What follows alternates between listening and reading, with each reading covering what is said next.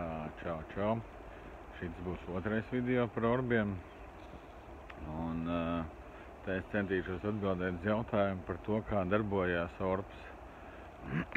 Vienā no video iepriekš es stāstīju par vibrācijām, zemajām un augstajām un elektromagnētiskajiem. Tas jau nākošajā video par elektromagnētiskiem laukiem. Un te varbūt ir skaidrojums tam visam, jo kaitīgākais aspekts tajās elektroierīcēs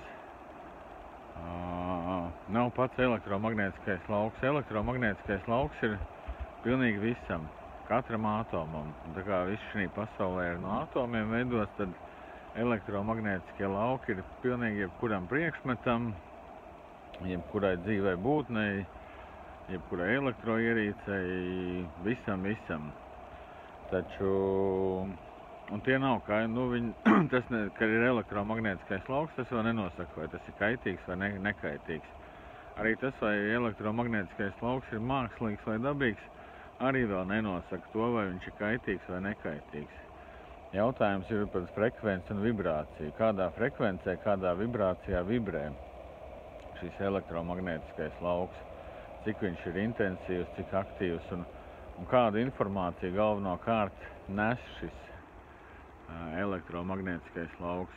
Iedomājieties, ir mobilajam telefonam procesors 2 GHz, ja? Tas ir ļoti augsts frekvence. Tas ir viens aspekts, kas ietekmē mūsu, tas tā kā, es nezinu, ar kaļ dzenis un ar periferātoru kaut kas tiek darīts. Dzenis kals harmoniskā frekvencē, periferators būs neharmoniskā. Bet otrs vēl tas, ko šis elektromagnētiskais lauks, kādu informāciju viņš nes sevī. Teiksim, telefona procesors, viņš apstrādā informāciju pirmkārt jau vieniniekos nulītēs, ko es domāju, ka mūsu DNS atpazīst jebkurā gadījumā. Taču kāda informācija viņš visu laiku plūst caur viņa elektromagnētisko lauku. Un tieši tā informācija, tieši tā frekvence ir tā, kas ir kaitīgā manā sapratnē. Jo informācija var būt patiesa, varbūt nepatiesa, varbūt atbilstoša, varbūt neatbilstoša. Te vēl varētu teikt, ka harmoniskās vibrācijas ir tās, kas mums ir atbilstošas. Teiksim, mēs esam daba, un tad dabas vibrācijas mums ir atbilstošas. Jūras šalkoņi, jūras viļņi, vēja šalkoņa, ūdens čalošana, putnu dziesmas. Jebkas, kas nāks no dabas, viņš ir dabisks un viņš nevar iet pretrunā tā kā ar dabu. Bet viss, kas ir mākslīgs, viss, kas satur neatbilstošu informāciju, tur, nezinu, datorā tādam slēdzītim ieslēgties, tādam slēdzītim izslēgties, vai kaut kādā elektroierīcē, vai tas, kas iet caur mobilo telefonu bāzes stacijām, tā visa informācija, tas viss, ko cilvēks skatās savos televizoros, telefonos, datoros, tas viss ir tepat gaisā. Tas viss cirkulē mums apkārtā informācija. Kāds tur skatās kaut kādu vardarbību, kāds tur, nezinu, dezinformācija, kāds propaganda, kāds vēl kaut ko, un tā visa informācija plūst caur mums. Kaut ko mūsu šūnas tā kā lasa kaut kādu informāciju, kaut kādu nelasa, kaut kādu uzņem, kaut kādu neuzņem. Bet, tā kā šūnām plūst cauri viss, un tā kā mūsu DNS spirāli ir no kaut kādiem nanometriem līdz 2 metru garumam, tā ir antēna, kas uztur visus viļņus no nanometriem, kas ir kaut kādi mikroviļņi, līdz pat metriem, kas ir kaut kādi radioviļņi. Tātad mums ir iebūvēta katrā šūnā antēna, kas uztver pilnīgi visu, kas šajā kosmosā pa lielam notiekās. Tā kā jebkura radiofrekvence, jebkura informācija, kas plūst cauri. Un ja mums plūst cauri milzīgā apjomā informācija, kas nav mūsu šūnām vajadzīga, kas ir destruktīva vai nepatiesa vai nevajadzīga, tad tas mūsu šūnas tā kā sit ārā no ierindas. Tā ir pārslodze šūnai, pārslodze mūsu antēnām, tā teikt. Un tas ir viens, ka tā kaitīgais aspekts ir informācija un kaitīgais aspekts ir frekvence. Kādā frekvencē tas viss iet cauri, vai tā ir frekvence, kas atbilst mums, mūsu šūnām, vai kas nostiprina šūnu, vai tā ir frekvence, kas tieši grauj. Noteikti, ka visi esat redzējuši, kā ar toņdakšu, ar vibrāciju var saplēst glāzi, vai ar kliedzienu var saplēst glāzi. Vai ka kādreiz, kad vienā solī gāja armija pāri tiltam, tilts sāk šūpoties tā, ka viņš sabrūk. Tas ir vai atbilstoši frekvence vai neatbilstoši. Tā, ka viņi gāja katrs savā ritmā, tad tilts nesabrūk, jo viena frekvence tā kā slāpē otru.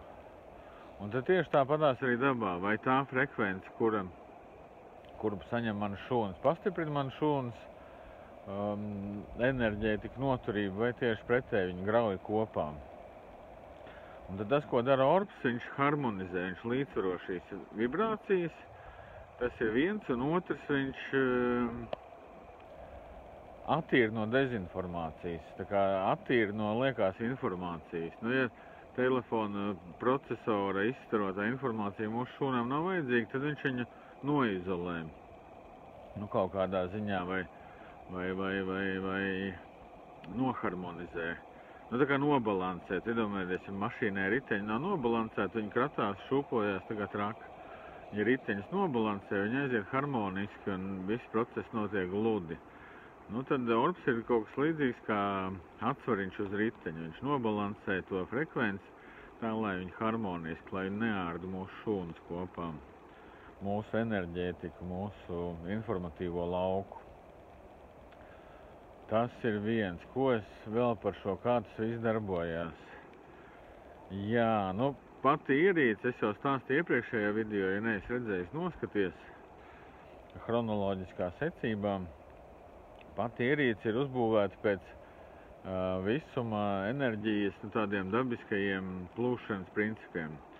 Es šeit varu izstāstīt dažas lietas, bet es neiedziļināšos niansēs detaļās, jo man ir rūgta pieredze ar to, kad es izstāstu cilvēkiem, kā taisīt tos organītus, tādas enerģētiskas ierīces, un viņi neredzot kopā, neredzot kopbildi, nesaprotot, kā ar to strādā, taisa nevis harmoniskas ierīces, bet disharmoniskas, tādas, kas grauja visu.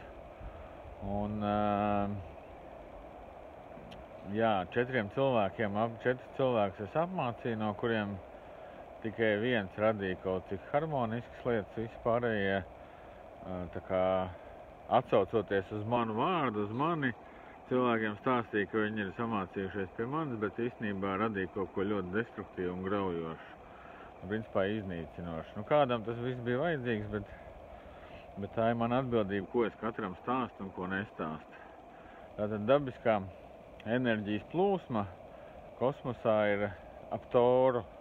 Tā ir kā bezgalības zīme. Enerģija iet iekšā, jāpiet apkārt toram, ieiet centrā, melnajā caurumā, un tā visu laiku kustās. Tas ir viens no pamata elementiem, kas ir šajā ierīcē. Tors, kas visu laiku enerģiju dzen uz riņķi, bezgalīgā tādā ciklā. Otra lieta ir, tur ir vairāk tori. To es vēl varu pieminēt, ka viņš iet vairākiem toriem cauri. Otra lieta, ka šis spinums, tur ir varas tieple. Veidojas spinums no varas tieples. Varš ir metāls, kurš ļoti labi vada smalkās enerģijas, smalko plānu informāciju. Tātad, visu to informāciju, kas ir mūsu apziņai vajadzīga, nepieciešama.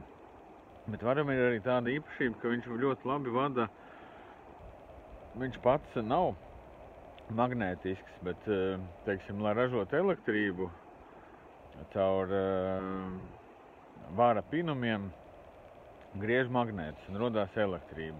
Vai arī pretēji, dzen cauri vāra pinumiem elektrību un griežās magnēti. Tātad vāru var izmantot elektromagnētisko lauku vadīšanai, virzīšanai. Lūk, un tad šī ierīce ir uztaisīta tā, ka ir tie tori, ir antēnas, ap kurām ir uztītas varas tieples. Un šeit jau nāk iekšā tās rezonējošās vibrācijas. Ja jūs gribētu zināt, kas ir rezonējošās vai harmoniskās vibrācijas, tad jums vajadzētu paņemt lapiņu. Un tā kā reizrēķina tabulai augšpusē sarakstīt trināro progresiju, tas ir 1, 3, 9, 27, 81, un kas nākošais ir kaut kāds 216 laikam, ja nekļūdos. Un tad, tā kā pa augšpus lapiņai sarakstīt šos skaitļus. Un tā to progresīvi var turpināt līdz bezgalībai. Un tad vertikāli, trināro sarakstu horizontāli un vertikāli sarakstītu ģeometrisko progresiju, kas ir 1, 2, 4, 8, 16. Tad jūs sākt šos skaitļus savstarpēji reizināt, tā kā reizrēķina tabulā, tad jūs ieraudzītu visas harmoniskās frekvences, kuras ietilpst šajā visā un kuras neietilpst. Trinārajā progresijā ir skaitlis 27, trejdeviņi. Trejdeviņi daudzās pasakās ir kā atslēga uz citām pasaulēm. Kā atslēga uz pārbagātību, pārpilnībai, trejdeviņiem kalniem, trejdeviņām jūrām, trejdeviņām karaļu valstīm, tur ir kaut kas labs. Tad ir 1, 2, 4, 4 debes puses, 4 stūrakmeņi. Ja šo trejdeviņu reizina ar 4, 27 ar 4, tad sanāk skaitlis 108. 108 ir budismā ļoti pazīstams skaitlis, tas ir tāds, kas nostiprina programmu. 108 reizes apējot apkārt svētvietai, mēs nostiprinām savu nodomu, noenkurojam. Un tad lūk, šitajā ierīcē trejdeviņi ir atkārtot 108 reizes. Tur arī vēl tāds skaitlis kā 432, kas ir harmoniskā frekvence, pēc kuras vajadzētu uzskaņot instrumentus un pēc kuras arī uzskaņoja agrāk instrumentus un kuras skaņojās uz 7. čakru un vēl daudz visādi kodi, ko es neatklāšu, lai cilvēki neradītu, lai pēc tās informācijas, ko es iedevu, lai cilvēki neradītu ar prātu kaut kādas pakaļdarinājumus, kur strādā pilnīgi pretēji vai kaut kā tā. Tā kā, ja jūs noskatījāties pirmo video, jūs saprotat, kādā veidā šī informācija par šo ierīci atnāca. Līdz ar to jūs saprotat, kad arī, kad es viņu taisīju, man nebija ne mazākā saprašana, kas tas tāds ir un ko tas darīs. Arī šobrīd es varu izvilkt tikai skatoties uz to ierīci, kas ir tas, kas strādā. Ja es skatos uz viņu, tad es redzu 5 dimensiju mandalu, kas ir ļoti harmoniska mandals, kā mēs zinām, mēs izmantojam harmonizēšanai, sastruktūrizēšanai. Un ļoti atgādina arī sapņķērāju. Tikai sapņķērāju šī gadījumā ir taisīts no varas stiepliem un daudz harmoniskāks nekā tos, ko daudz taisa. Kur tur viņi ir tajā Brazīlijā vai kur viņi ir radušies, viņi ir sapņķērāji patiesībā nokupēti no lidojošo šķīvīšu dzinēji. Tas ir lidojošā šķīvīšu dzinējs. Ir viens krievs, kas pēc šāda principa ir uztaisījis levitējošas ierīces un tā tālāk. Tad te ir kaut kas ļoti līdzīgs. Un šie pinumi vēl ir tā, ka ja vienu un to pašu elektromagnētisko lauku palaiž caur spoli, tā kā caur pinumiem pretējos virzienos, tad elektromagnētiskais lauks izkancelējās, viņš tā kā nodziest un paliek tikai smalkā enerģija, ēteris vai plazma, kas ir atkal ļoti tāda, dziednieciska uzskaņojoša enerģija. Un tad šeit tie principi ir ievēroti. Tas darbojās kā sapņu ķērājs. Tātad tā varas stiepla ķer visus elektromagnētiskos laukus, vai tās ir domas, vai tie ir sapņi, vai tās ir elektroierīces, vai priekšmets, vai kas. Un dzen cauri šim harmoniskajai 5 dimensiju mandalai vismaz 108 reizes caur tādu harmonisku struktūru, kamēr tas viss noharmonizējās, kamēr tas kļūst harmonisks. Tā kaut kā. Ir vēl lietas, kas tur darbojās, bet ko es nemācēšu tā vienkāršā valodā izstāstīt. Cik tālu es esmu sapratis par tām lietām, bet ir vēl nezināmi aspekti, ko es iespējams uzzināšu, turpinot eksperimentēt. Es redzu, ka šo tehnoloģiju var attīstīt, vērst plašumā, izmantot arī daudzām citām lietām. Taču tam visam vajag līdzekļus, resursus, laiku un Tā kā jā, ja jūs iegādājaties Orbs, tad ziniet, ka jūs arī atbalstat šo tehnoloģiju attīstību, šo jaunās pasaules harmonisko tehnoloģiju attīstību, kas izstaro harmonisku enerģiju, kas iet saskaņā ar dabu, saskaņā ar visumu, saskaņā ar mūsu būtību. Jā, nu vēl var teikt, ka tā ierīce perfekti atspoguļo cilvēka čakru plūdumu, čakru, tā kā elektromagnētisko lauku. Tā kā tā ir ierīce, kas atgriež enerģijas plūsmu atpakaļ dabiskajā plūdumā, kādam tam būtu jābūt. Jā, nu gribējās man visu 2 video ielikt, bet izskatās, ka būs vienā, pagarā varbūt sagriezīs 2. Ko vēl es gribēju piebilst, ka atgriež atpakaļ dabiskajā čakru plūdumā? Jā, par pašām uzlīmēm. Jo ierīce ir viena daļa, un uzlīmes ir tā kā klons no pašas ierīces. Jo pat ierīce, es nezinu, varbūt kādreiz es viņu parādīšu, un es cenšos viņu nerādīt baigi nevienam, lai nekopē un netaisa pakaļdarinājumus. Nu, tas tā kā es nebaidos no pakaļdarinājumiem, vienkārši gribās bišķi pasargāt jūs no vilšanās kaut kādos nepatiesos produktos un nepatiesos pakaļdarinājumos. Tad pašās uzlīmēs ir šīs ierīces fotogrāfija. Nu, jūs zināt, ka fotogrāfijas nes informāciju. Viņas principā iemūžina visu informāciju, kas ir tajā brīdī apkārt. Un pēc fotogrāfijas kas ir jūtīgi, cilvēki var pateikt, vai cilvēks ir dzīvs vai nav dzīvs, pazudis, nepazudis, kādas viņam slimības, kādas nav slimības, ko viņš dara un tā tālāk. Tā kā ar fotogrāfiju no cilvēka nolasīt pilnīgi jebkādu informāciju. Un tieši tāpatās ar fotogrāfiju ir nolasīt par vietu, par koku, par jebko. Principā nav svarīgi, jo fotogrāfija sevi iemūžina visu. Un pēc tāda principa arī ir nodota šīs ierīces informācija, tas paterns, kā viņi darbojās šīm uzlīmēm. Ir speciāli izvēlēts hologrāfisks uzlīmes, jo hologramma viņa spēja attēlot jebkuru fotogrāfiju 3 dimensijās. Kāds viņš ir dzīvē, tāds viņš arī izskatās. Šī gadījumā gan mums ar hologrammām gāja tā, kad lai viņi dabūtu tādu riktīgu varavīšņu, viņi nāktos apstrādāt to bildi, bet tad viņi nenodot atkal to informāciju. Līdz ar to viņi ir vairāk tāda vienkrāsaina. Bet viņi ir no viena leņķa, tā ierīce ir nofotografēta, jūs viņu varat, ja iedziļināsieties, tad varētu bišķi papētīt, kas tur ir atspoguļots, un tur var redzēt to pašu ierīci.